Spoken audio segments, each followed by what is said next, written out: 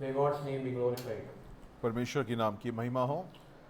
Uh, there are a few topics that are actually difficult to talk upon. कुछ विषय हैं जो कि जिस पे बात करना मुश्किल है। It's actually easy to talk on the majesty or power or sovereignty of God because we don't play a role in it actually, right? जो चीज़ें सार्वभौमता है इन सब पे बात करना थोड़ा आसान रहता है क्योंकि उसमें हमारा कोई हाथ नहीं, हम उसमें कुछ करते नहीं अलग से। But giving, परंतु जब बात आती है कि हम लोग को परमेश्वर के लिए दान देना है, all of us have opinions, right? sorry, what's that? All of us Okay, have opinions. sorry, one second. Can you guys hear me? Is it better? Okay. Because when we think of giving, we basically say, I give lot or little of what I have worked to earn. और हम लोग जब देने की बात आते हैं, जो हमने जिसमें हमने कमाया है, जो हमने पाया है, उसमें से हमको देना पड़ता है। So what I want to do today is use scripture to examine our hearts on our attitude to giving. और आज की सुबह मैं जो करना चाहता हूँ वो ये है कि परमेश्वर के वचन को ध्यान से देखें और वो हमको क्या बोलता है देने के बारे में, उसमें हम उससे कुछ बात को हम देख पाएं।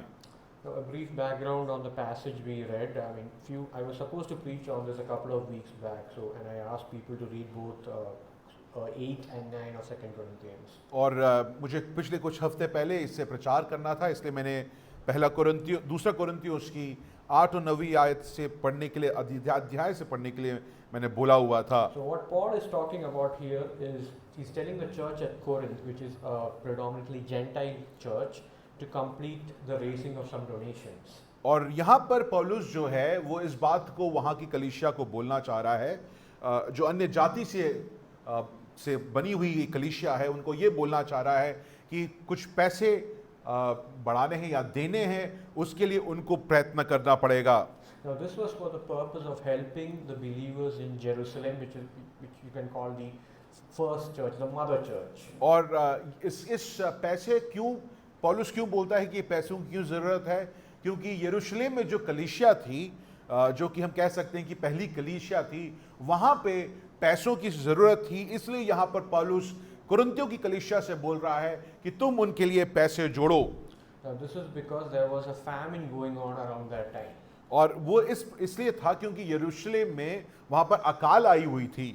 Now in Acts 11 you see a prophecy, Acts 11:27 to 30, by a prophet who says a great famine is coming. और आप प्रेरितों के काम में इस बात को देखेंगे, वहाँ पर इस बात को बोला गया है कि एक महान अकाल आने वाला है। According to scholars, this was a series of famines which hit the Roman world, including Jerusalem. और अगर इतिहास में जाकर देखा जाए तो रोमी साम्राज्य में एक अकाल के बाद दूसरे अकाल आते रहे और यरूशलेम शहर में भी ये इस अकाल का प्रभाव हम देख पाते हैं। It started around AD 46 and continued for a decade or more. और 4600 एडी पर हम इस बात को देखते हैं और वहाँ पर आगे कुछ वर्षों में ये अकाल का प्रभाव जो है हम देखते रहते हैं। So the situation is bad. और अगर देखा जाए तो अकाल के कारण जो वहाँ की अवस्था जो थी वो बहुत बुरी अवस्था थी। And so Paul, in his first epistle to the Corinthians, in 1 Corinthians 16, he talks about starting this collection. और इसलिए पहले कुरिन्थियों 16वें अध्याय में अगर आप देखें, वहां पर पौलुस पहले कुरिन्थियों से बोलता है कि उन लोगों की सहायता करने के लिए तुम्हें पैसे जोड़ने पड़ेंगे। So 1 Corinthians was written around AD 54-55. और 54 या 55 एडी में पहला कुरिन्थियों लिखा गया था। And for some reason this collection stopped. और कुछ कारण हुआ होगा। हम देखते हैं कि ये जो पैसा जो कुरिन्थ की कलीसिया इकट्ठा करने की कोशिश कर रही थी, वो प्रयत्न रुक गया किसी कारणवश। So Paul brings up this topic again in the second epistle, which is written about a year later after the first epistle. और इसलिए दूसरे कुरिन्थियों जो कि एक साल बाद लिखा गया, इस बात को वापस पौलुस वहां पर उठाता है। Now, 2 Corinthians 8 and 9 are the longest single passage on the issue of giving in the New Testament. दूसरा कुरिन्थियों 8 और 9 अध्याय जो है वो दान देने पर अगर देखा जाए तो सबसे ज्यादा, अगर एक साथ कहीं पर कोई बात लिखी गई है वचन में, आप उसको दूसरी कुरिन्थियों 8 और 9 में पाते हैं। Now, if you have read 8 and 9, अगर आप 8 और 9वीं आयत को अध्याय को अगर आप पढ़ चुके हैं, probably in English, you would have seen one word recurring through in both chapters. अगर आप 8वीं 9वीं आयत अध्याय को अगर आपने ध्यान से पढ़ा हो तो एक शब्द है जो बार बार वहां पर आप देख पाते हैं। Any guesses? आपको पता है कौन सा शब्द है? It is the word grace. वहां पर आप अनुग्रह शब्द का इस्तेमाल को देखते हैं जो बार बार पौलुस इस्तेमाल करता है। And in the original tongue, the Greek word for grace was used around 10 times in both these chapters. और जो अगर मूल भाषा में देखा जाए तो 10 बार इस शब्द का इस्तेमाल किया गया है। So we have to understand that this is not just a treatise on giving, it's also a message on giving according to grace, in response to God's grace. और यहाँ पर इसलिए इस बात को समझना जरूरी है कि यहाँ पर सिर्फ दान देने की बात नहीं की गई है, परंतु कैसे लिखा गया है, जिस प्रकार परमेश्वर ने आप पर अनुग्रह दिखाया है उस अनुग्रह के अनुसार आपको दान देना होगा। A commentator says grace is probably the greatest word in scripture, greater than even love. और एक इस टिप्पणी करते हुए एक व्यक्ति इसको कहता है कि शायद वचन में प्रेम से ज्यादा जो शब्द जो महत्वपूर्ण है अगर देखा जाए तो वो अनुग्रह है। Because grace is love in action. क्योंकि अगर कहा जाए सरल शब्दों में अनुग्रह जो है वो प्रेम, अगर उसको आप कार्य करते हैं तो वो उसी को अनुग्रह कहा जाता है। So now we first said we give of what we have worked to earn, right? और यहाँ पर वो कहता है कि जो भी हमने जिस काम के लिए हमने मेहनत करी है, जिस काम के लिए जिसको काम हमने किया है मेहनत से, उसके आधार पर हमें दान देना है। Now let's detach our view of giving from work and attach it to God's grace. इसलिए आज की सुबह मैं चाहता हूं कि प्रिय अजीजों, जिस मेहनत से आपने काम करके पैसे कमाए हैं उससे अपने ध्यान को हटाकर आप दान देना जो है वो परमेश्वर के अनुग्रह के अनुसार जो है उस पर अपने ध्यान को लगाएं। So I give of what I have earned because God has given me everything in Christ without me even asking for it. और इसलिए मैं दान क्यों देता हूं कि मैं इस दान इसलिए देता हूं क्योंकि परमेश्वर ने मुझे सब कुछ दिया है, अपने अनुग्रह में मुझे सब कुछ दिया है, मेरे पूछे बिना परमेश्वर ने मुझे सब कुछ दिया है, इस कारण मैं दान देता हूं। So we can title today's message Grace Empowers Joyful Giving. और इसलिए आज सुबह का जो शीर्षक मैं इस प्रकार देना चाहता हूं कि अनुग्रह जो है वो आनंद से देने की एक प्राप्ति को, एक मन को उत्पन्न करता है। At the outset we see a problem. परंतु शुरुआत में ही हम यहाँ पर एक समस्या को देखते हैं। We struggle with giving. हम लोग जो हैं दान देने में हम लोग थोड़े पीछे रह जाते हैं या हम लोग के अंदर एक संघर्ष उत्पन्न हो जाता है। Now if you have read 8 and 9, and if you read the starting of both chapters, you see a paradox. आप अगर 8वीं अध्याय और 9वीं आयत की शुरुआत को अगर आप देखें तो यहाँ पे एक विरोधाभास को आप देख सकते हैं। First some geography. Now Corinth is in the southern part of Greece, and that region is called Achaia. एक अकाया जगह पर क्षेत्र में आप इस जगह को देखते हैं यहाँ पर जहाँ पर ये लिखा गया है, जिनको संबोधित किया गया है। And the northern part of Greece is called Macedonia. और ग्रीस का जो दूसरा भाग है उसे मकेदोनिया कहा जाता है। And the churches there were Philippi, Thessalonica, Berea. और उस क्षेत्र के जो कलीसियां हैं फिलिप्पी, वो बाकी कलीसियों को आप उस क्षेत्र में देखते हैं।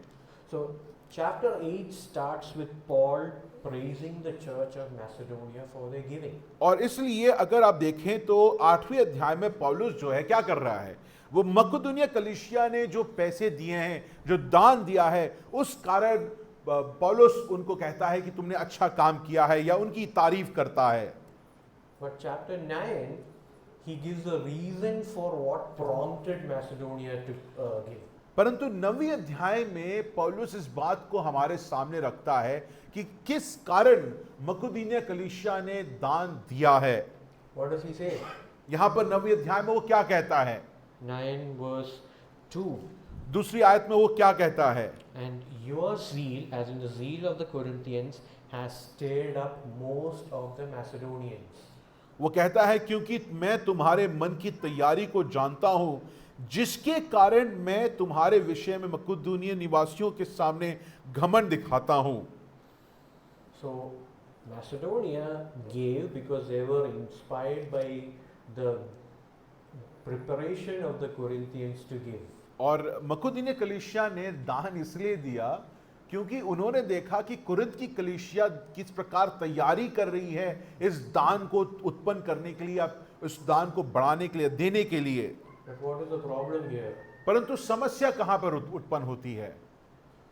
Corinth has not given yet.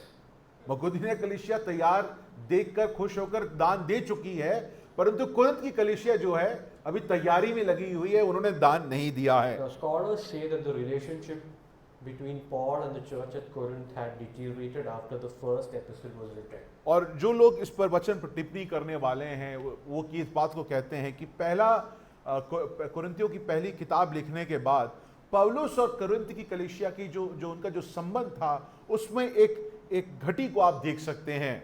And so they most likely went slow, or they stopped collecting this the money for the aid to Jerusalem. और इसलिए हम समझ सकते हैं कि शायद ये हुआ होगा कि उस कारण कुरिन्थ की कलीसिया जो है उन्होंने जो पैसा जो इकट्ठा कर रहे थे वो उसमें धीरे पड़ गए या उन्होंने उसको रोक दिया।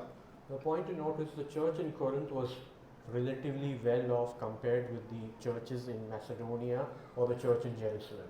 और इस बात को आप समझिए कि अगर कलीसिया के लोगों को देखें, कुरिन्थ का जो कलीसिया था उसमें लोग थे जो कि पैसा दे सकते थे, उसमें अमीर लोग थे जो कि बाकी कलीसियों का या लोगों का, विश्वासियों का सहायता वो कर सकते थे। Now, a quick detour to the church at Macedonia from verse in chapter 8. 8वें अध्याय में जो मकुदुनिया कलीसिया है उसको एक बार जरा देखें यहाँ पर। Now, Macedonia was a site of civil wars. The taxation was heavy there. People lived miserable lives there. मकुदुनिया की जो निवासी थे प्रिय अजीजों, अगर आप उनके बारे में सोचिए तो उनका जो जीवन था वो दुर्लभ था, क्योंकि वहां पर जंग होते थे या लोग आपस में लड़ते थे और वहां का जो कर था वो बहुत ज्यादा था, इसलिए लोगों का जो जीवन बड़ा दुर्लभ था। But Paul starts chapter 8 by talking about how the grace of God was upon the Macedonians. परंतु यहां पर जब पौलुस शुरू करता है वो क्या कहता है? अब हे भाइयों, हम तुम्हें परमेश्वर के उस अनुग्रह का समाचार देते हैं जो मकुदुनिया कलीसिया के पास पहुंच चुकी है। Verse 2 of chapter 8 says they had abundance of joy. और दूसरी आयत में कहता है कि उनके जीवन में आनंद की भरपूरी थी। Now kids, what is joy? You have a song, right, where you bang your heads. The fruit of something is joy is the fruit of the spirit. और हम जानते हैं कि आनंद जो है वो आत्मा का एक दान है, That's from एक फल है। Galatians 5. और गलातियों उसकी 5वें अध्याय में हम इस आयतों को देखते हैं। And verse 3 of chapter 8 says that they gave beyond their ability. और उसके बाद यहाँ पर देखा जाता है तीसरी आयत में कि जितना उनसे बन पाया उससे ज्यादा इन्होंने परमेश्वर के काम के लिए उन्होंने दान दिया। Now the term for ability there meant a supernatural ability, something that's not human, that's from God. और यहां पर जो लिखा गया है तीसरी आयत को अगर आप ध्यान से पढ़िए, उनके विषय में मेरा ये गवाही है कि उन्होंने अपने सामर्थ बर वरन सामर्थ से भी बाहर, जो यहां पर जो सामर्थ से भी बाहर जो है प्रिय जीजों, वो उनकी खुद की शक्ति नहीं, उनकी खुद की सामर्थ नहीं, परंतु यहां पर एक ईश्वरीय सामर्थ के बारे में बताया गया है जिस कारण वो उन्होंने पैसा इकट्ठा किया और उस काम के लिए दे पाए। And in verse 5 Paul gives the reason for how they were able to give. It's because they had given themselves to the Lord. और अगर आप 5वीं आयत को अगर मेरे साथ पढ़िए, और जैसे हमने आशा की थी वैसे ही नहीं, वरन उन्होंने किसके लिए? प्रभु को, फिर परमेश्वर की इच्छा से हमको भी अपने आप को दे दिया। So the greatest gift that the Macedonians gave was not aid to Jerusalem, it was themselves. इसलिए अगर आप देखिए मकुदुनिया कलीसिया के बारे में क्या गवाही दे रहा है पौलुस कह रहा है कि दान तो उन्होंने दिया, वो तो एक बात है, परंतु उससे बड़ी बात क्या थी? उन्होंने अपने आप को कलीसिया के लिए, विश्वासियों के लिए दे दिया। So their joy in the Holy Spirit, it produced generosity amid adversity. और इसलिए इस बात को मैं कह सकता हूं कि उनके जीवन में आप उस आनंद को देख सकते हैं, एक ऐसा आनंद कि जब वो दुर्लभ परिस्थिति में थे फिर भी वो पवित्र आत्मा के कारण वो आनंदित हुए और उन्होंने उस दान को दे दिया। John Piper described it like this: grace came down from above, joy rose up from the believers, and generosity flowed out. और इस बात को पाइपर इस बात को इस प्रकार लिखता है कि अनुग्रह स्वर्ग से आया, आनंद इनके जीवनों में उमड़ा और उस आनंद के कारण और उस अनुग्रह के कारण उन्होंने उदारता के साथ दान देना शुरू कर Now दिया। let's come back to chapter 9 about the Corinthians. अब हम लोग 9वीं अध्याय में अपने ध्यान को लगाएं, जो हम लोग यहाँ पर कुरिन्थ के बारे में बोला गया है। Look at verse 5. 5वीं आयत को जरा देखिए। So I thought it necessary to urge the brothers that they go on ahead to you and arrange beforehand your previously promised bountiful gift. इसलिए मैंने भाइयों से ये विनती करना आवश्यक समझा है कि पहले से तुम्हारे पास जाएं और तुम्हारी उदारता का फल जिसके विषय में पहले से वचन दिया गया था तैयार कर रखें कि वो दबाव से नहीं परंतु उदारता के फल के समान तैयार हो। Go on ahead, arrange before your previously promised. So Paul is reminding them of something that's coming. और यहाँ पर पौलुस जो चीज आने वाली है उसके बारे में यहाँ पर पौलुस कुरिन्थ की कलीसिया को याद दिला रहा है। Now Paul is doing it according to commentators so that they give not in response to Paul's urging but as a result of gratitude towards God's grace. और यहाँ पर जो यहाँ टिप्पणी करने वाले हैं, वचन पर टिप्पणी करने वाले हैं, इस बात को कहते हैं कि पौलुस इस बात को चाहता है कि कुरिन्थ की कलीसिया उसके वचन पर ध्यान दे के ना दे, परंतु किस बात पर ध्यान दे, किस बात पर ध्यान दे, जो अनुग्रह वो प्राप्त कर चुके हैं उसके आधार पर वो दान देना शुरू करें। He wants to cultivate a willing heart. और यहाँ पर पौलुस उनके अंदर एक ऐसा मन उत्पन्न करना चाहता है जो तैयारी का मन है। Now, we often have this issue. We have to be urged to give, right? We have to be reminded. और हमारे साथ दिक्कत क्या है कि हम कई बार भूल जाते हैं दान देना, हमें बार बार याद दिलाना पड़ता है, हमें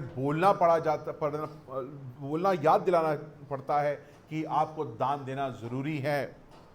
So in many houses, I mean, in the olden days when there was no UPI, there would be a scurry in the morning on Sundays to take change for the offering. अगर आपको याद है UPI ये सब होने से पहले याद ये आता है कि संडे सुबह, रविवार के सुबह अफरा तफरी मची हुई है घर में, क्योंकि पैसा कहाँ से निकाला जाए। क्योंकि दान में आपको पैसा, दान पेटी में आपको पैसा डालना है। I'm not talking about the amounts here, I'm talking about the heart condition. मैं यहाँ पर आप कितना दे रहे हैं उसके बारे में टिप्पणी नहीं कर रहा हूँ, मैं आपके मन की तैयारी या हमारी मन की जो तैयारी है दान देने में उस पर मैं टिप्पणी करना चाहता हूँ। Our default setting is somewhat like the Corinthians. We hesitate to give. हमारा जो, अगर आप पूछा जाए जिस तरीके से हम पेश आते हैं, हम इस प्रकार पेश आते हैं, कुरिन्थ की कलीसिया की तरह पेश आते हैं कि हमें एक कहीं ना कहीं एक रुकावट है पैसा देने के लिए, परमेश्वर को दान देने के लिए। So when the grace of God does not move us, giving becomes a chore, a task. अगर परमेश्वर का अनुग्रह हमारे दिल को तैयार नहीं करता ना प्रिय अजीजों, तो दान देना हमारे लिए एक बहुत बड़ा कश्मकश बन जाता है, एक कार्य हमारे जीवन में वो बन जाता है। We saw in 9:2 how the willingness of the Corinthians was contagious. It spread to the Macedonians. और हम दूसरे आयत में देखिए, वहां पौलुस गवाही दे रहा है। दूसरे आयत में क्या कह रहा है कि वो कह रहा है कि तुम्हारी जो उदारता थी और तुम्हारी जो तैयारी थी उस कारण बाकी कलीसियाओं के मन तैयार हो गए तुमको देखते हुए। It's supposed to be contagious. प्रिय चीजों, हमारी जो मन की तैयारी है दान देने के लिए, उसको देखकर बाकी लोगों के जीवन वो भी उनके जीवन भी तैयार होने चाहिए, प्रभावित होना चाहिए। But when we are not moved by the grace of God, it becomes competitive. और जब अगर हमारा जो मन परमेश्वर के अनुग्रह के कारण अगर बदला नहीं है ना प्रिय चीजों, तो हमारे जीवन में दान देना भी एक दूसरे के प्रति प्रतियोगिता बन जाती है। I have to give more than this brother, or at least as much as it, because my family has usually given more. और हम लोग क्यों देते हैं? अरे पता नहीं उस सामने वाला कितना पैसा दे रहा है, उसके हिसाब से या उससे ज्यादा मुझे पैसा देना है। अरे मेरे कलीसिया, मेरे परिवार वाले बहुत सारा पैसा देते थे, उस कारण मुझे ज्यादा पैसा देना है। Our struggles with giving can be traced to our heart. परंतु प्रिय यीशु, मैं इस बात को बोलना चाहता हूं कि अगर हम अपने जीवन में देने में हमारे जीवन में समस्या है, तो वो समस्या कहीं और से नहीं आ रही है, वो हमारे दिल की समस्या है। Tim Keller says, a person who asks how much should I give has not given himself away to the Lord. Tim Keller इस बात को कहता है कि अगर कोई व्यक्ति ये पूछता है कि मुझे परमेश्वर के लिए कितना देना है, या कोई व्यक्ति अपने मन में ये सोचता है कि मुझे परमेश्वर को कितना देना है, तो टिम केलर कहता है कि वो व्यक्ति ने अपने आप को परमेश्वर के हाथों में नहीं सौंपा है। Like the Macedonians did. मकुदुनिया कलीसिया की जिस प्रकार देखे, उन्होंने अपने आप को परमेश्वर के हाथ में दे दिया। And Keller says this heart problem, which we can call greed, is not easy to address. और यहां पर केलर कहता है कि हमारी मन की जो समस्या है, वो उसको सुधारना बड़ा मुश्किल का काम है। Because greed can't be measured like adultery or stealing, right? और क्योंकि अगर आप देखा जाए तो इस चीज को, जो लालच जो है, उसको नापना बड़ा मुश्किल है। बाकी पापों के हिसाब से अगर देखा जाए, लालच को नापना बड़ा मुश्किल है। 5,000 or 5 lakh is not necessarily better than 500. और 5,000 या 5 लाख रुपए प्रिय अजीजों 500 रुपए से बेहतर नहीं है। So we struggle with that. और हमारे जीवन में हम इस लालच के पाप से हम लोग और आप संघर्ष करते हैं। To evaluate where we are standing with respect to giving, just we can do a quick test. अगर आप और मैं इस बात को समझना चाहते हैं कि हमारी मन की कितनी तैयारी है परमेश्वर को दान देने के लिए, एक छोटी सी परीक्षा हम कर सकते हैं। In 8:8, 2 Corinthians 8:8, Paul says, I am not commanding you. यहाँ पर 8वीं अध्याय और 8वीं आयत में पौलुस क्या कहता है कि मैं तुमको आज्ञा नहीं दे रहा हूं देने के लिए। In 8:12 he says, you give according to what you have, not more than that. और दूसरे कोरिन्थियों 8:12वीं आयत में वो कहता है कि जितना तुमसे हो पाए, जितना तुमसे मुमकिन हो पाए, तुम उसके हिसाब से पैसे दान दे दो। And in 9:7 he says, God loves a cheerful giver. और 9:7 में वो कहता है, यहाँ पर पौलुस कहता है कि परमेश्वर जो है वो ऐसे देने वाले से खुश है जो आनंद के साथ देता है। Am I cheerful to give when there is no expectation on me, when there is no command? और तो सवाल ये परीक्षा आपको ये पूछनी चाहिए कि क्या मैं आनंद के साथ परमेश्वर को दान देने वाला हूं, जब उस वक्त जब मुझसे कोई इस बात का प्रभाव नहीं डाल रहा है या दबाव नहीं डाल रहा है मुझे दान देने के लिए। Now the word for cheerful in the original tongue, it meant something like hilarious, something that provokes visible happiness. और यहाँ पर अगर आप देखें इस आयत को कि मन, आनंद का मन के साथ देने वाला जो है, वो जो शब्द जो है वो एक प्रकार का, आप उस हंसी को वहां पर देख सकते हैं, उस व्यक्ति के चेहरे पर वो हंसी या आनंद को आप देख सकते, वो हर्ष को आप देख सकते हैं। So am I cheerful when I give? Am I really happy? प्रिय चीजों, जब हम परमेश्वर को दान देते हैं तो क्या हमारा मन हर्ष से भर जाता है, और ऐसे हर्ष से जो कि बाकी लोग देख पाते हैं? Or are we giving, oh man, I need to get this done with one task finished? और क्या हम इस प्रकार देते हैं कि अरे भाई देखो 5 लोग देख रहे हैं तो कुछ जल्दी से डाल दो, या तो इस प्रकार हम देते हैं कि यार देना जरूरी है, नहीं तो पता नहीं ये क्या हो जाएगा मेरे साथ। तो एक काम के रूप में, कर्तव्य के रूप में हम आजकल दान देते हैं। Why does God love a cheerful giver? तो सवाल आपको और मुझे ये पूछना चाहिए कि परमेश्वर जो है हर्ष से देने वाले को प्रेम क्यों करता है? Any answers? Right. When I was growing up, I was in a church in Cochin, and there used to be an elderly gentleman. He's still alive. He used to give an exhortation like this: For God so loved the world. जब मैं पल बढ़ रहा था तो कुछ इनमें कलीसिया वो एक व्यक्ति वो आज भी जीवित हैं, वो इस बात को जब भी वो संडे सुबह उठ के वचन देते थे वो कहते थे परमेश्वर ने जगत से एक लंबा आवाज निकाल के उस से को बड़ा करके वो इस बात को कहते थे। God is the greatest giver, and He is happy. He loves us when we imbibe His character. और प्रिय चीजों परमेश्वर के चरित्र में है कि वो आनंद से देने वाला है, और जब वो देखता है कि हम उसकी चरित्र को अपने जीवन में माप लेते हैं या उसको मान लेते हैं तो परमेश्वर का मन हर्षित होता है। So thus we have to understand we have a heart problem. तो इसलिए परीक्षा में अगर आप सफल हुए या असफल हुए हैं वो इस बात से है कि क्या मेरा मन हर्षित है हर समय कि जितना मुझसे मुमकिन हो उससे ज्यादा मैं परमेश्वर को दान दे पाऊं या दे पाऊं। इस बात पर हमको ये समझना है कि वो मेरे और आपके दिल की समस्या है अगर हम लोग परमेश्वर को दान देने में हमारा मन हर्षित नहीं है। There are 3 points that I have that I think can compel us to address this problem of the heart. तो अगर हमारा मन प्रिय अजीजों परमेश्वर को दान देने में हर्षित नहीं है, अगर हमारा मन परमेश्वर को दान देने में कायल नहीं है, तो मैं आपके सामने 3 बातों को रखना चाहता हूं। Now verses 6 to 11 of chapter 9. 6वीं आयत से 9वीं अध्याय, दूसरा कुरिन्थियों 9वीं अध्याय उसकी 6वीं अध्याय आयत से 11वीं आयत तक। These talk about the first point, and that is God Himself is the provider and multiplier of what we give. और 6वीं आयत से पौलुस इस बात को कहता है कि परमेश्वर ही है जो कि हमारा देने वाला है, और जो हम देते हैं उसको बहुतायत करने वाला भी परमेश्वर है।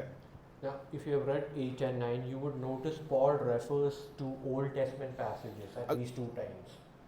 अगर आप 8वीं और 9वीं आयत को पढ़ेंगे तो आप देख सकते हैं कि पौलुस जो है पुराने नियम को यहाँ पर पुराने नियम की लेख को यहाँ पर बता रहा है। And that is to show the unchanging nature of God and His desire for generosity. और यहाँ पर पौलुस जो है इस बात को दिखा रहा है कि परमेश्वर का मन कभी नहीं बदलता, परमेश्वर कभी नहीं बदलता, वो हमेशा आनंद से हर्ष से देने वाला परमेश्वर है। So when Paul says God loves a cheerful giver, he is building on Deuteronomy 15:10, where God commands the children of Israel to give generously to their brethren.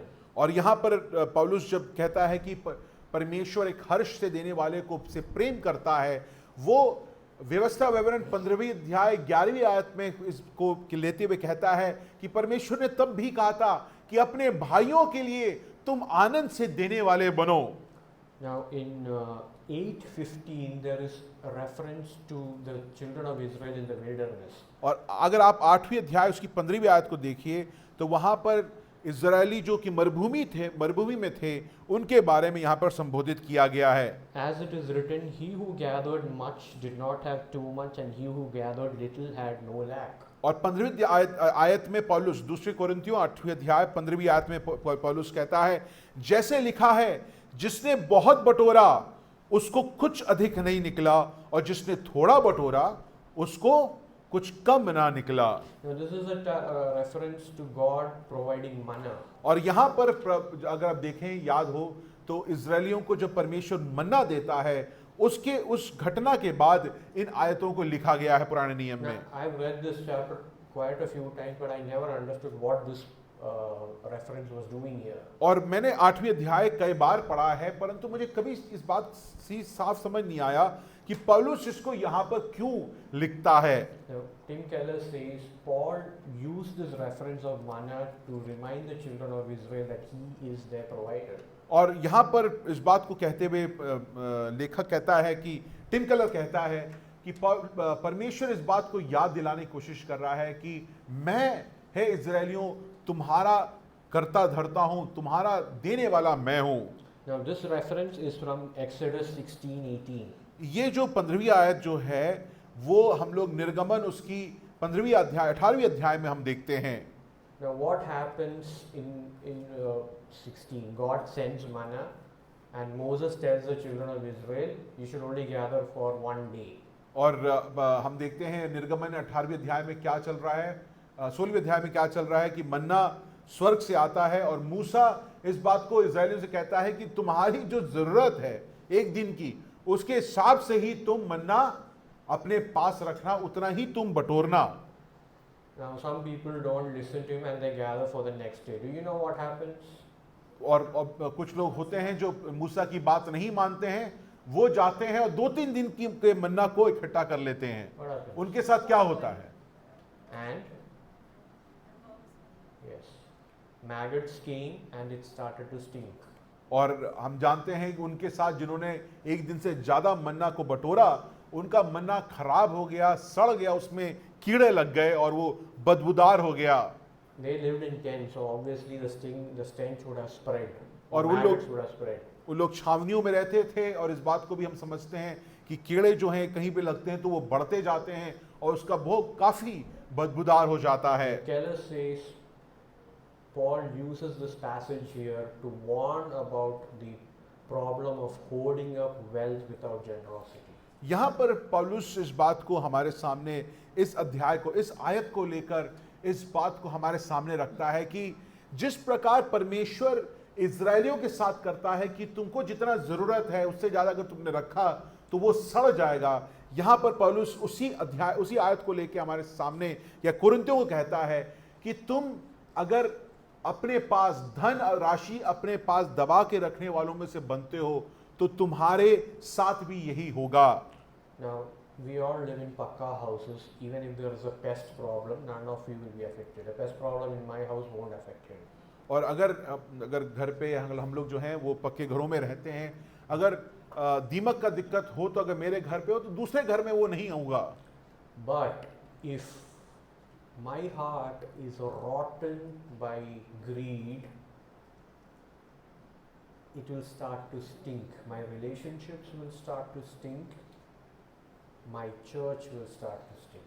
परंतु प्रिय यीशु, अगर हम मेरा दिल एक ऐसा दिल है जो उदारता का दिल नहीं है, परंतु एक ऐसा दिल है जो लालच करता है, जो पैसा बढ़ाने के लिए, जोड़ने के लिए और अपने पास रखने के लिए, अगर ऐसा एक मेरा दिल है तो पौलुस याद दिलाता है कि याद रखो कि वो मन्ना जो सड़ गया था वैसा हमारा हृदय हो जाएगा। हमारा हृदय सड़ने लगेगा, परंतु उतने में बात रुकेगी नहीं, वो बदबूदार हो जाएगा और उस कारण मेरी जो बातचीत है, मेरा जो संबंध है, वो भी बदबूदार और सड़ने लगेगा। और साथ साथ जिस कलीसिया में मैं हूं वहां पर जो चीजें बुरे होने लगेंगी, सड़ने लगेंगी, बदबूदार होने लगेंगी। I'm not too old, but I have seen the effects of greed in churches.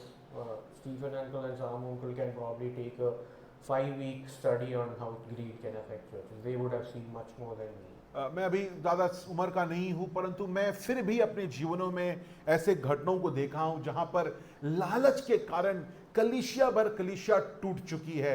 Uncle Stephen और सामू अंकल यहाँ बैठे हैं, वो शायद आपके ऊपर और इस बारे में 5 हफ्तों पर बोल सकते हैं किस प्रकार मन की लालच कलीसियाओं को, परिवारों को किस प्रकार बर्बाद कर चुकी है। So we have to understand God is our provider. Even though we work to earn, we work because He has in His grace provided us with jobs and He has given us stability. परंतु यहां पर इस बात को हमें समझना है कि परमेश्वर हमारा देने वाला है। परमेश्वर जो है वो हमको एक काम भी परमेश्वर ने ही दिया है जिससे कि हम स्थिरता को प्राप्त कर सके और हर्ष के साथ देने वाले बन पाएं। Now, so if God is our provider, और अगर परमेश्वर हमारा देने वाला है, I want to present 2 questions. One question now and another a little later. एक सवाल मैं अभी पूछना चाहता हूं, उसके अब दूसरा सवाल थोड़ी देर में पूछूंगा। What is the state of our heart when giving?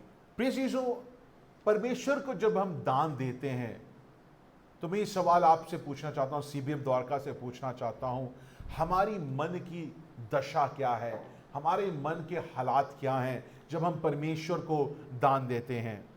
Now let's turn to 9:6. 9वें अध्याय उसकी 6वीं आयत को जरा देखिए। Now I say this, he who sows sparingly shall also reap sparingly, and he who sows bountifully shall also reap bountifully. यहां पर पौलुस कहता है परंतु बात यह है जो थोड़ा बोता है वो थोड़ा काटेगा भी, और जो बहुत बोता है वो बहुत काटेगा। Now, this verse unfortunately has been abused by a lot of people to basically say God will pour out material blessings on you. और यहां पर इस आयत को लेकर इस आयत को संदर्भ के बाहर इस्तेमाल करके इसको बर्बाद कर रखा गया है आज की मसीहत में, क्योंकि इस आयत को लेकर बहुत सारे लोग ये बोलते हैं कि परमेश्वर आपको बहुत आयत से आशीष करेगा अगर आपने उसके लिए कुछ काम किया है, परंतु यहां पर पौलुस इस बात को नहीं कहता है। Now, I stressed one word in that verse, and that was bountifully. यहां पर एक शब्द को मैं यहां पर आपके सामने रखना चाहता हूं। अंग्रेजी में बाउंटीफुली है, हिंदी में उसको बहुत आयत का इस्तेमाल कर सकते हैं, जैसे लिखा गया और जो बहुत बोता है। Now, in common English, that means to give a lot. और अंग्रेजी में अगर आप इसको पढ़ेंगे तो उसका अगर आप उसका अर्थ निकालेंगे तो सरल अर्थ यह है कि जो व्यक्ति बहुत देता है।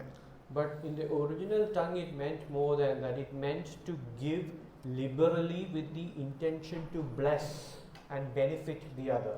और यहाँ पर परंतु जब उन यूनानी भाषा में या मूल भाषा में इस शब्द का मतलब ये है कि उदारता के साथ, बहुत आयत की का मतलब नहीं कि बहुत सारा पैसा दिया गया है। यहाँ पर बहुत आयत का मतलब है उदारता के साथ दिया गया, परंतु मन का हालात ये है, मन की दशा ये है, मन चाहता है कि जिस कार्य के लिए दिया गया हो, दूसरे व्यक्ति, दूसरे विश्वासियों का भला हो, वो भी उनके जीवन में आशीष उत्पन्न हो पाए।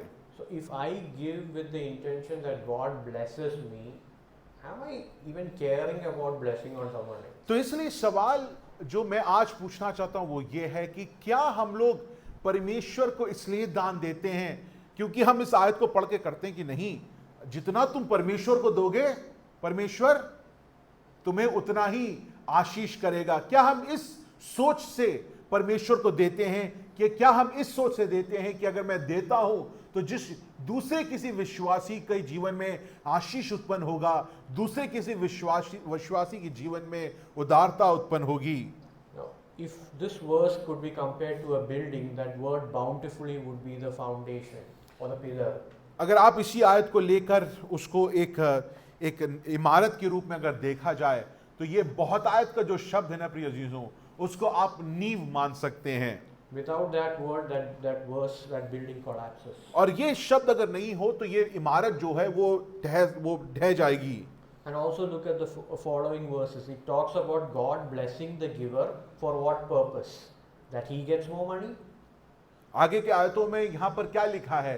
जो परमेश्वर को देता है तो परमेश्वर क्या उसको वापस किस प्रकार उसको आशीषित करता है कि उसको क्या और पैसे मिलेंगे?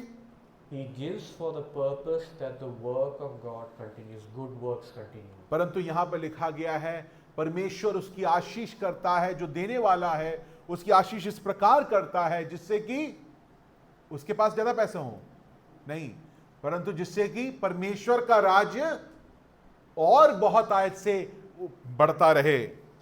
So if giving is a response to God's grace, should we expect returns?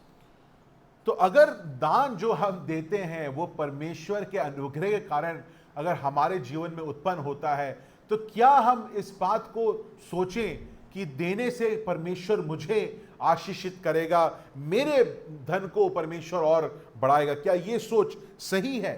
We love stories of people getting good returns on their investment. हम लोग उन कहानियों से बड़े आनंदित होते हैं, सुन के बड़ा अच्छा लगता है कि कुछ लोगों ने पैसा लगाया और बहुत सारा पैसा उनको मिल गया। Anybody has watched the movie Forrest Gump? I'm sure some of you have. Yeah. No need to raise your hands. So one scene I love in that is where Forrest Gump is a person of below average intelligence but who succeeds in nearly everything he does. और ये जो बहुत एक classic है, अगर आपने देखा होगा तो उसमें ये है एक ऐसे व्यक्ति के बारे में है जो कि अगर उसको देखेंगे तो वो सामान्य से जो सामान्य लोग हैं उस सामान्य लोगों से नीचा उसका सोच या उसका जो दिमाग है बाकी सारे लोगों से कम है, But he succeeds in everything he does. परंतु दिमाग कम होने के बाद भी ये जो व्यक्ति है वो जो कुछ करता है वो सब में वो सफल होता है वो काफी अच्छे तरीके से सफल होता है। And there's this one scene where he gets a letter in the mail, and he says his friend has put some money in a fruit company and we don't need to work anymore. The fruit company is a very famous technology company. और एक उनके पास चिट्ठी आती है, वो कहता है कि एक दोस्त ने पैसे लगाए हैं एक ऐसी कंपनी पर जो फल के नाम से एक कंपनी है, और वो कहता है कि अब हमें काम करने की ज़रूरत नहीं है क्योंकि वो एक बहुत बड़ी कंपनी बन जाएगी। That company is Apple. So we love that. Wow, he's getting rich. और वो एप्पल कंपनी के बारे में, और उस बात को बड़ा अच्छा लगता है कि वो काफ़ी पैसे वाला होने वाला है। Now, if God was an investor and he were to consider the return on investments on all of us, what would he say? अगर आप इसी तरीके से, अगर हमारी सोच ये है कि अच्छा अगर मैं 500 रुपये दूंगा तो परमेश्वर के लिए दूंगा तो परमेश्वर वो 500 रुपये को 5 लाख कर देगा, अगर यही सोच और यही नियत परमेश्वर के पास भी होती, परमेश्वर का मन भी ऐसा होता कि अच्छा इन लोगों पर अगर मैं इतना पैसा लगाऊं जो हम लोग हैं, या हम पे इतनी आशीष अगर वो बरसाता है, उस कारण ये लोग इस आशीष को इतना बढ़ा के देंगे, तो हमारे साथ क्या परमेश्वर हम पे किसी बात पे उदारता दिखाता? If God was conducting an audit of us, he would say, P.A. Samu failed, Justin P. Sam failed, Justin Paul George, utter failure.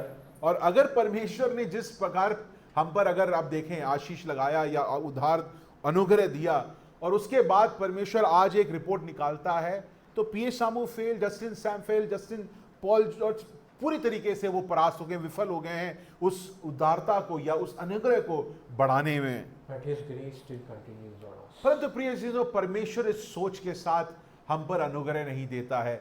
वो जानता है कि हम विफल होंगे, वो जानता है कि हम उसके अनुग्रह को लेकर कुछ नहीं करेंगे, फिर भी अपनी मन की बात मानेंगे, उसके बावजूद भी परमेश्वर अपने अनुग्रह को हमारे ऊपर बनाए रखता है। Commentator says, our giving like God's grace to us should be offered without expectations. प्रिय चीजों, इस बात पर टिप्पणी करते हुए एक व्यक्ति कहता है, जिस प्रकार परमेश्वर हम पर अनुग्रह देता है और हमसे कुछ नहीं बदले में मांगता है, वही सोच, वही उदारता प्रिय हमारे जीवनों में, हमारे मन में होनी चाहिए जब हम परमेश्वर को दान देने के बारे में सोचें।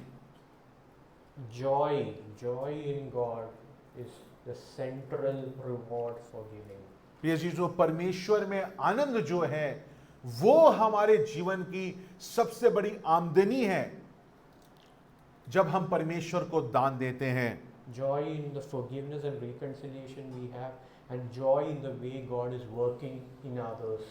वो आनंद इसलिए क्योंकि परमेश्वर ने मुझे माफ किया है, और जब मैं उस माफी को बाकी मेरे सह विश्वासियों के जीवन में देखता हूं, उस कारण भी मेरा मन आनंदित होता है। The Macedonians had this joy because they gave themselves to the Lord.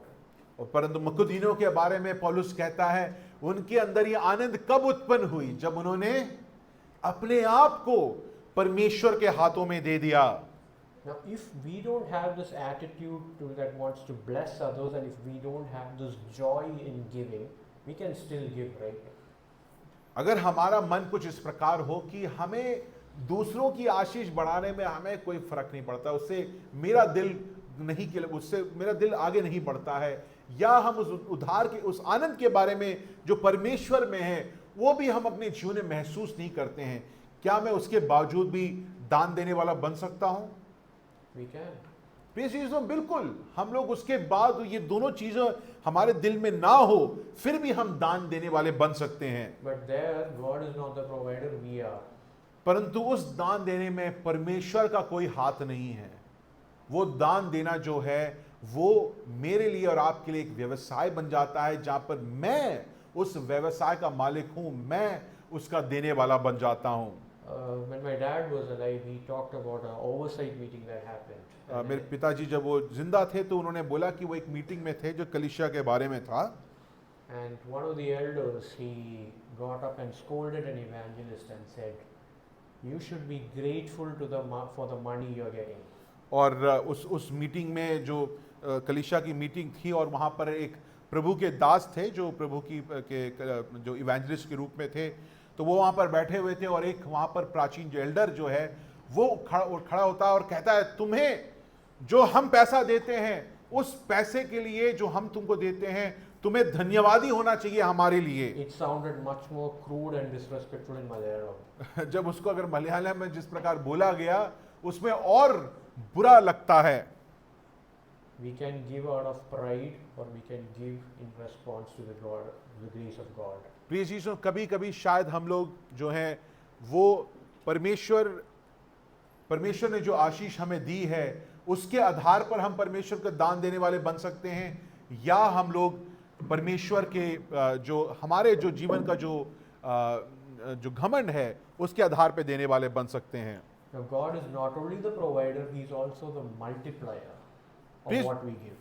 परमेश्वर जो है वो सिर्फ हमारा देने वाला नहीं बनता, परंतु वो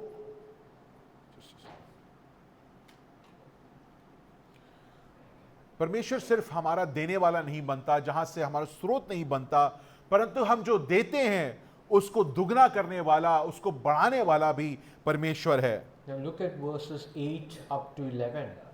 अगर आप 9वीं अध्याय से 11वीं आयत अगर आप देखें, Paul goes into this overdrive of describing the generosity of God on the giver.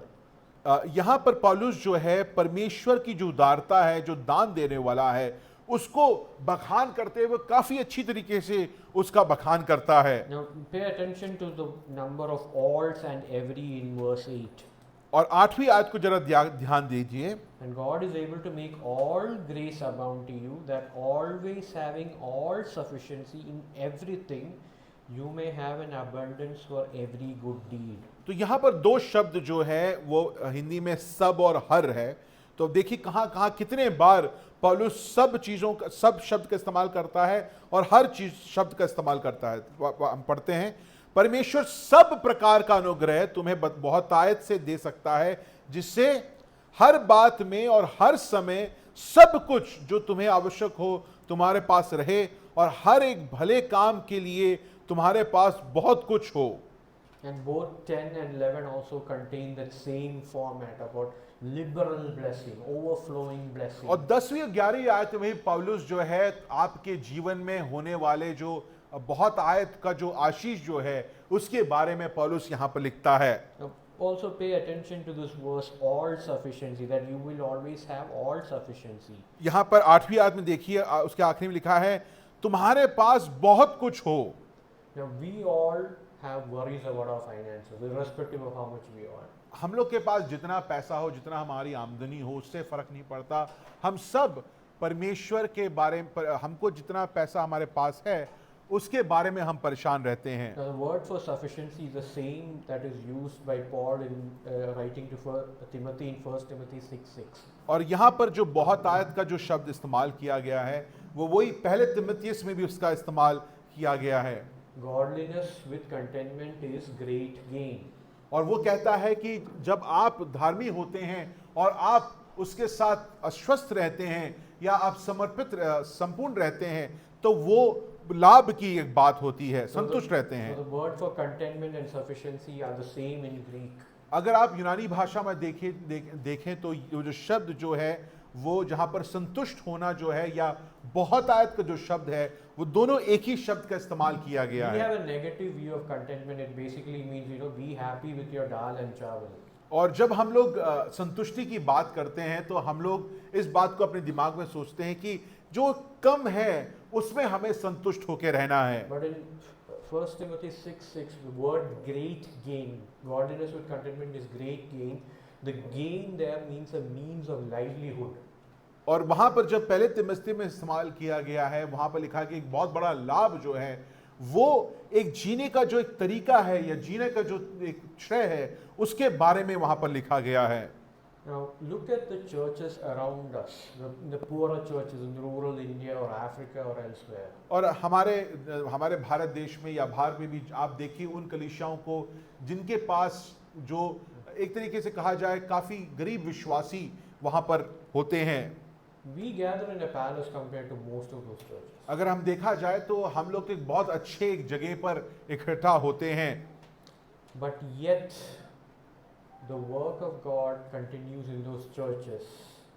The economy of God has run on 5 rupee and 20 rupee notes for generations because it is based on the grace of God.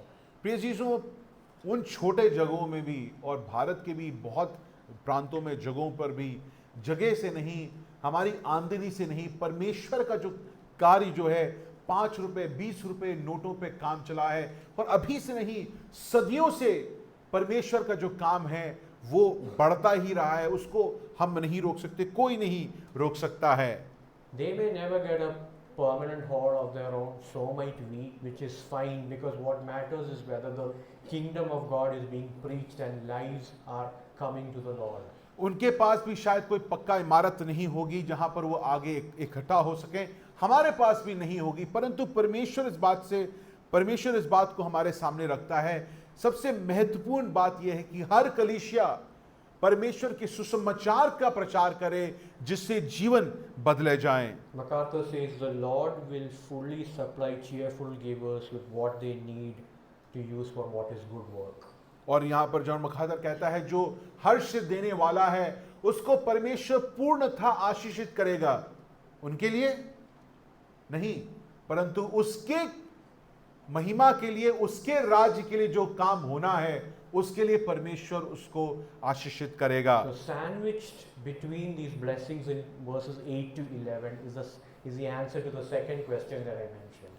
और 8वें और 11वीं आयत के बीच में जो सवाल है वो दूसरे सवाल को हमारे सामने उत्पन्न करता है। Why do we give? तो सवाल ये हमको पूछना चाहिए कि हम दान क्यों देते हैं, Or why are we here? Why are we in this church? हम लोग यहाँ पर क्यों बैठे हैं, यहाँ पर इस कलीसिया में हम क्यों हैं। Paul reproduces an Old Testament passage. This is from Psalm 112:9. 112वीं भजन से 9वीं आयत को और यहाँ पर पौलुस लिखता है, He scattered abroad, he gave to the poor, his righteousness abides forever. उसने भिखारे और कंगालों को दान दिया, उसका धर्म सदा बना रहेगा। Now, Keller, he uses the Old Testament meaning of righteousness. That means right relationships, creating healed relationships. यहाँ पर इस बात को जो अगर आप परिभाषा को देखा जाए, धार्मिकता जो है वो धार्मिकता इस प्रकार है, वो पुराने नियम में इस प्रकार उसको परिभाषित किया गया है कि सही संबंध बनाया जाए, सही संबंध लोगों के बीच में होना चाहिए। When we are giving in response to grace, we are bringing about healing, we are restoring relationships. जब हम लोग अनुग्रह के आधार पर दान देने वाले बनते हैं प्रिय जीजों, तो हम लोग आपस में एक दूसरे के साथ जो संबंध जो टूटा पड़ा हुआ है या बाकी विश्वासियों के साथ जो संबंध टूटा पड़ा हुआ है उसको हम ठीक करने की कोशिश करते हैं। We often think of giving as emergency, as in putting band-aid on a wound. और हम लोग कभी कभी दान देना जो है, अरे बड़ी आवश्यकता आ गई है तो सब लोग चलो चलो पैसा दे देते हैं। हम लोग जैसे चोट लग गया तो उसे बैंडेड लगाने के रूप में हम लोग अपने दान को कुछ इस प्रकार देखते हैं। But it is something much more glorious because we are doing what the Lord did in his earthly ministry. We are healing and trying to bring about restoration.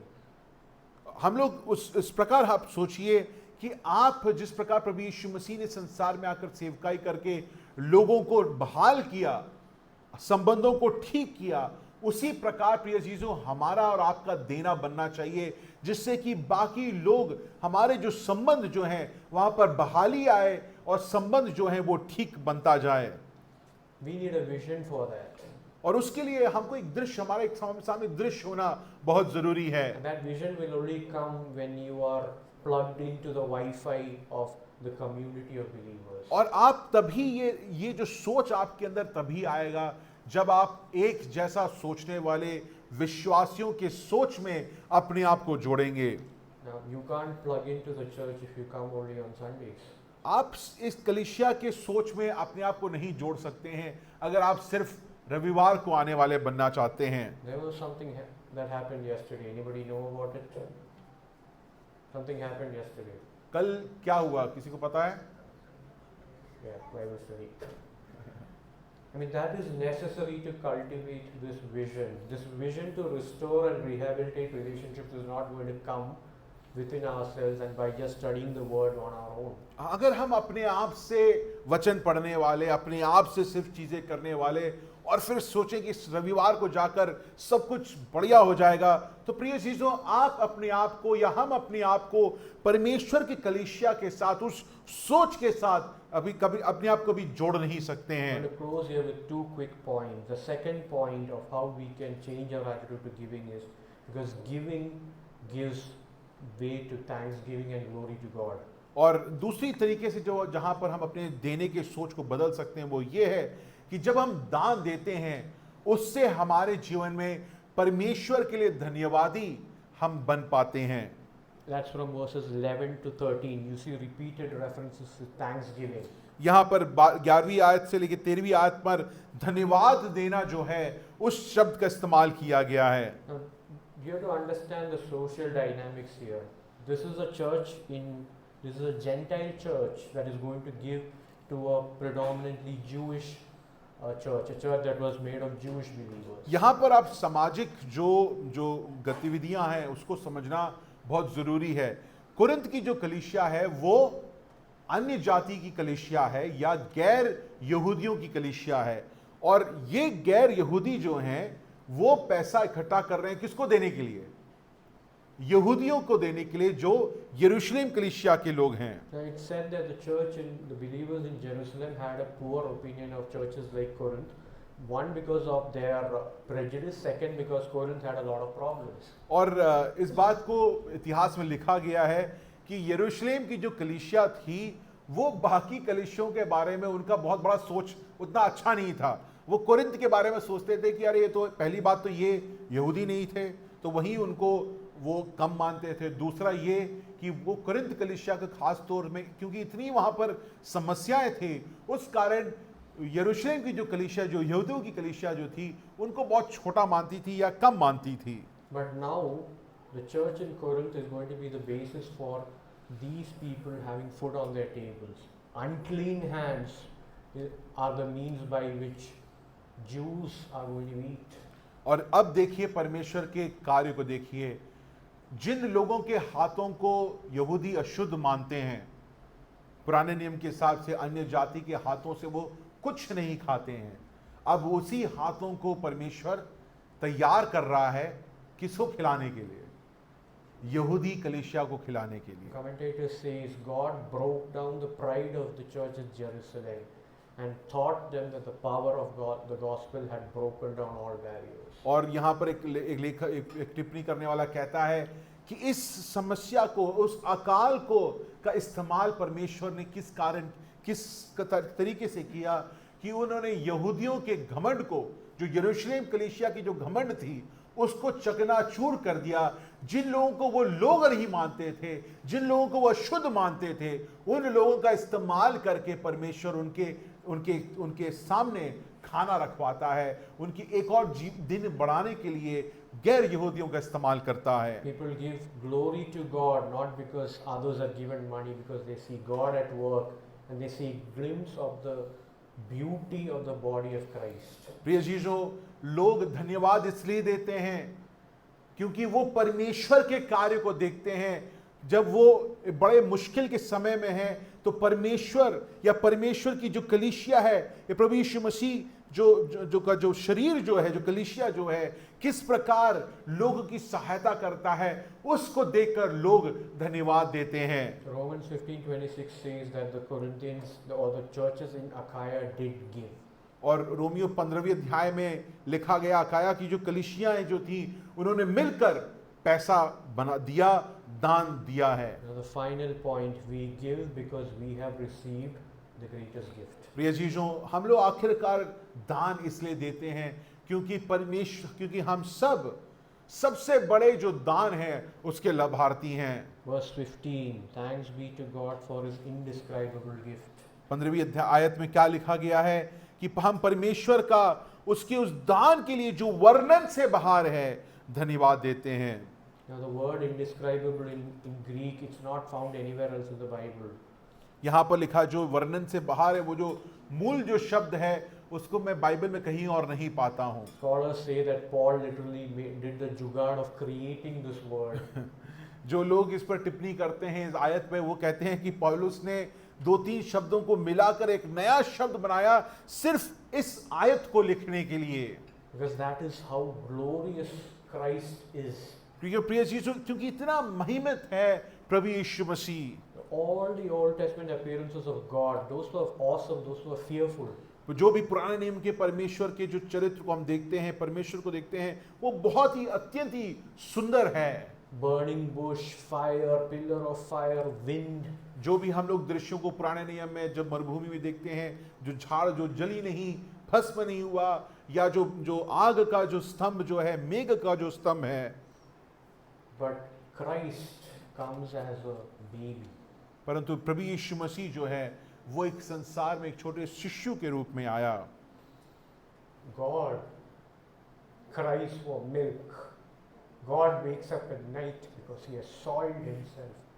That is indescribable. प्रिय चीजों, यहाँ पर पौलुस इसलिए कहता है कि परमेश्वर स्वयं मनुष्य का रूप धारण करके असहाय बनकर, वो जो छोटे बच्चे जिस चीजों के लिए रोते हैं, दूध के लिए रोया, वो अपने आप को उस चीजों के रोने के लिए परमेश्वर अपने को असहाय किया, जिससे कि वो आप और हमको हमारे चीजों से बचा पाए। Christ is indescribable because God became vulnerable for us. प्रिय चीजों, प्रभु यीशु मसीह इसलिए वर्णन से बाहर है क्योंकि परमेश्वर हमारे लिए चोट खाने के लिए तैयार हो गया। So may we respond to this gift by having hearts that embrace vulnerability as we give ourselves to God. प्रिय चीजों, जब इन आयतों को देखकर प्रभु यीशु मसीह के अवर्णनीय चरित्र को देखकर हमारे मन तैयार हो पाए, जिससे कि हम दान देने के लिए या अपने आप को पूर्ण रूप से उसके हाथों में देने के लिए तैयार हो पाए, And may we give to heal and restore.